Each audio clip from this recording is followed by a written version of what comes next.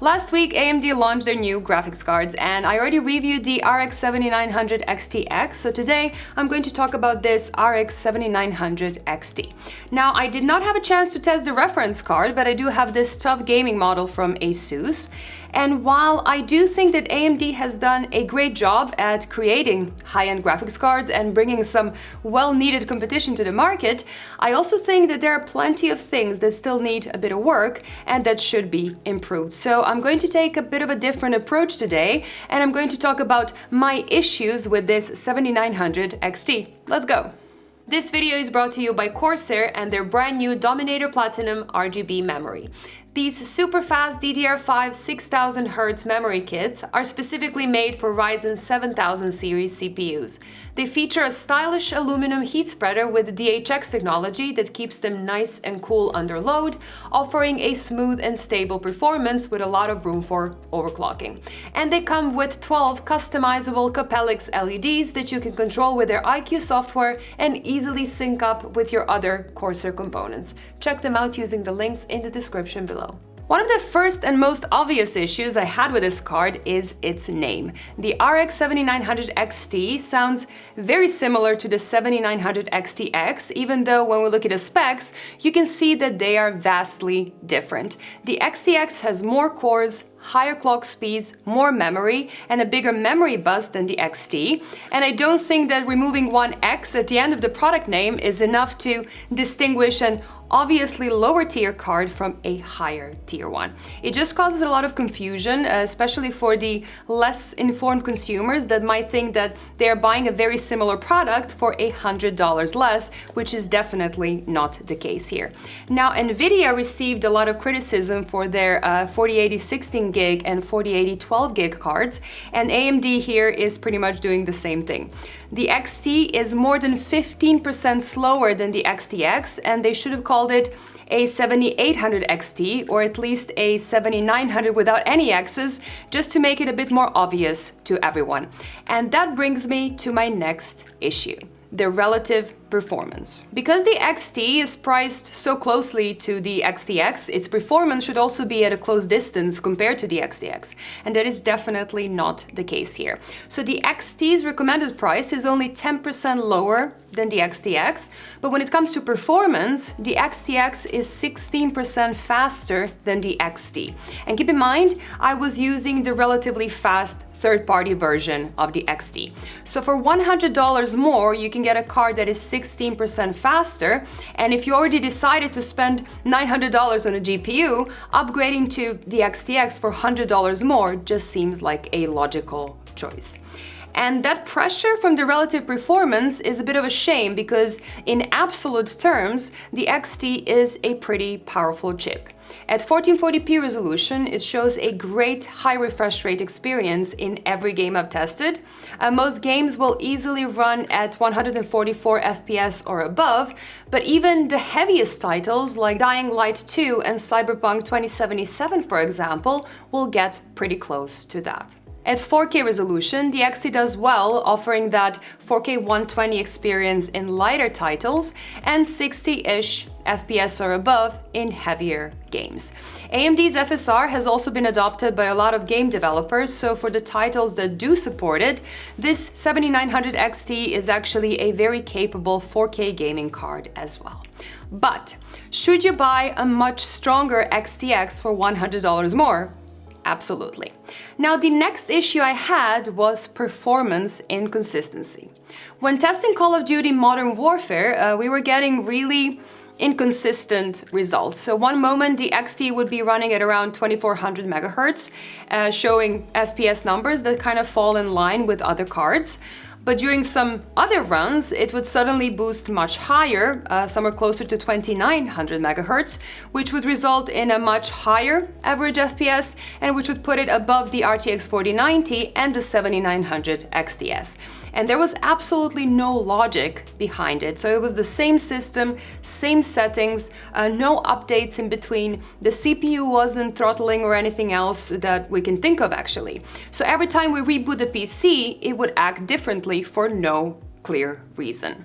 Now in this particular game, it doesn't really matter as much because in the worst case scenario, it was close to an RTX 4090, and in the best case scenario, it was actually beating it, which is definitely not bad for a GPU that costs half as much. But seeing this inconsistent behavior always causes doubt whether everything is working well as it should, and what kind of an impact does it have in titles where this card was not doing as well. But AMD has been on top of this since I mentioned it, and they are trying to figure it out, but there are no clear answers just yet. Now hopefully they will come up with a driver update that will stabilize this situation a bit more. Now, my next issue is a really noticeable one, Coil Whine. In my review of the XTX, I mentioned that my reference card had some Coil Whine. Now, Coil Whine is mostly sample specific, and then it is often specific to certain games or super high FPS gameplay. But the XT here had a noticeable amount of Coil Whine regularly.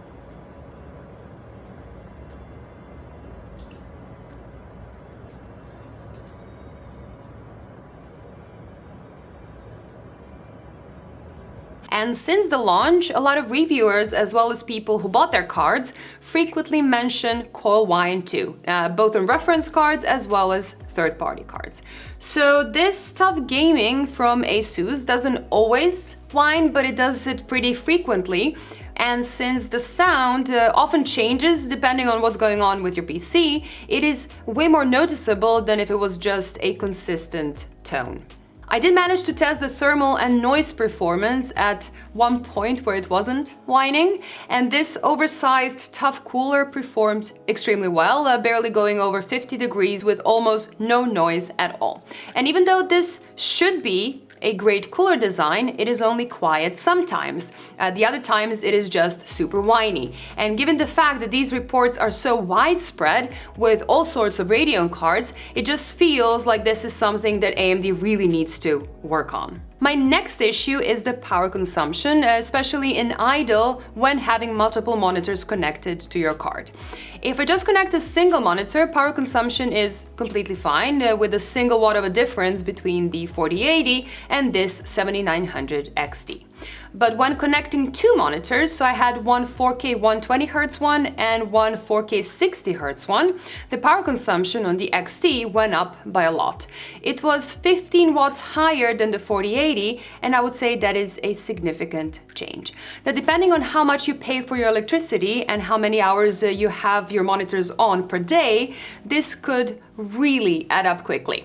Now, supposedly, this should get fixed with the next driver, so I will put an update in the comment under this video once I learn more about this. But perhaps the biggest issue right now is the supply and pricing. Before these cards launched, there were plenty of posts saying that there should be plenty of stock and that the prices should be as promised. But in reality, the supply so far hasn't been as good.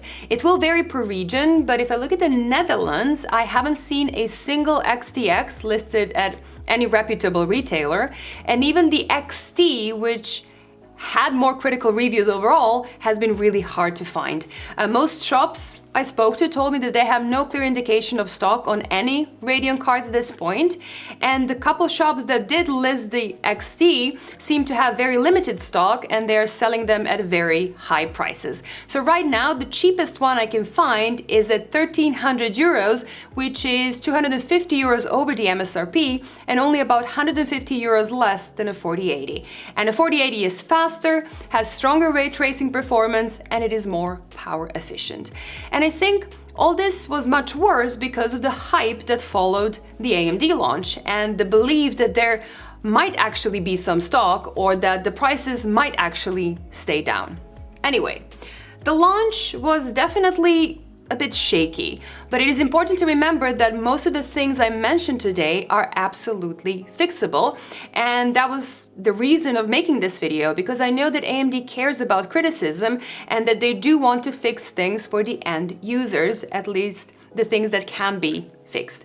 Because as I said before, the absolute performance of this 7900 XT is quite good, and the only way to fix the relative performance is to lower the price, because if it gets significantly cheaper, I'm sure that most of us just would not care about the confusing name business or the fact that it is boosting a bit higher one day and then a bit lower the next. Now, the coil whine is a bit more complicated to fix, especially for the cards that already left the factory. But for future batches, that too is definitely fixable, and they definitely should fix it because the GPU market is so competitive, and even a single downside like coil whine, for example, can make a big difference at the end of the day. Now, that is all I have for today. I hope this video was interesting enough. Let me know in the comments down below what are your thoughts about the XT, and if you want to make sure not to miss any of my future videos, try to click that subscribe button. Bye guys, and see you in the next one.